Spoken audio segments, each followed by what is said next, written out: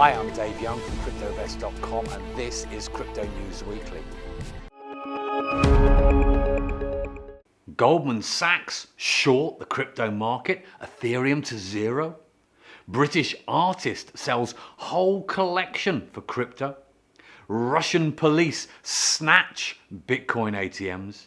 And Bitcoin rises to $24,000, but only in Iran. This week, the crypto market and Bitcoin took an unexpected deep dive upon the news that Goldman Sachs would not, in the short term, be opening a crypto trading desk. They were shelving the idea due to concerns over regulation. Now, there was a lot of speculation what was happening, who knew about this news, and whether Goldman Sachs are actually shorting the market. On 2nd of September, one mysterious wallet put a short order to sell $74 million of Bitcoin just ahead of the dip, which no one else could see.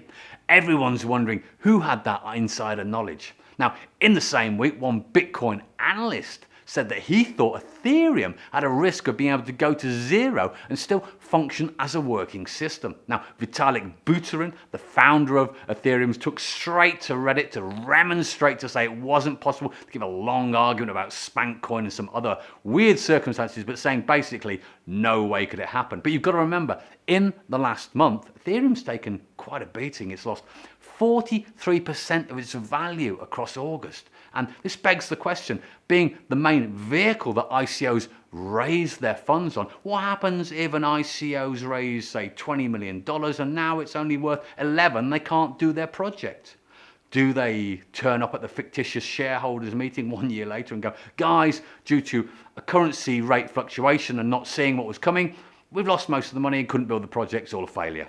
I suppose it would be better than the fictitious situation of turning up 1 year later at the non-existent shareholders meeting for ICOs and going, guys, we raised a load of money, we had to pay it off to the advisors who were too expensive to pump the whole ICO, we had to pay for the marketing, we brought some flashy offices and we brought some Lambos and we've got nothing left, it's a failure. British modern artist Lincoln Townley, a man who's been dubbed by Michael Caine as the next Andy Warhol, has sold his latest collection, Behind the Mask, which will be exhibiting at the Venice Biennale next spring, via WhatsApp over the weekend for cryptocurrencies.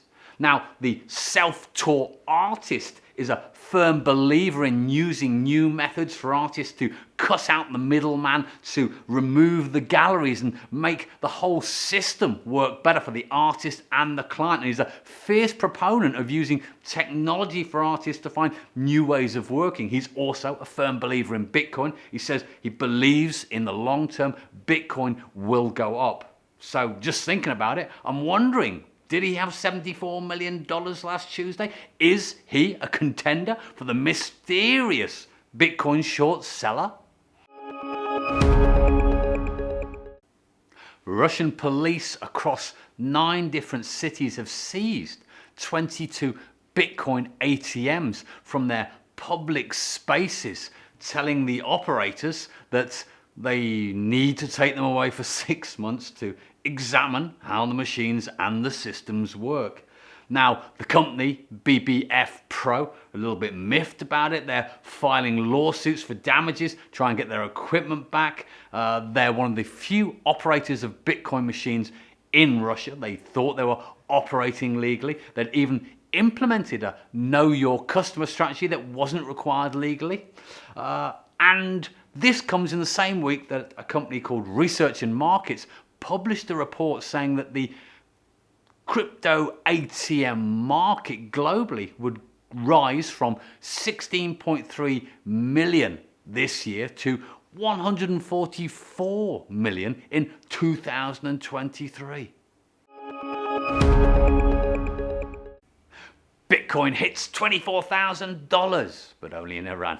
This week, local sources were saying that the Iranian government, through their Higher Council of Cyberspace, the HCC, were legitimizing cryptocurrency mining as an industry. Now, you've got to remember, Iran's getting ready to launch its own national cryptocurrency to try and get around sanctions. They've also been deliberately banning and blocking all crypto activity, Bitcoin and crypto exchanges, because they don't feel it's legitimate, because obviously people want to get their money out of the country, and they've also been coming down heavy on foreign exchanges, anything, and just trying to hold the money in the country. Now, as the news hit of the legitimization of cryptocurrency mining, the price of Bitcoin on the local exchange Exia peaked up to $24,000. I'm Dave Young from CryptoVest.com, and this was Crypto News Weekly. If you want to keep up with the news, you want to be subscribing. If you like what we're doing, show us some love. Stay current, stay valid, stay tuned. Don't get riled. Till next time.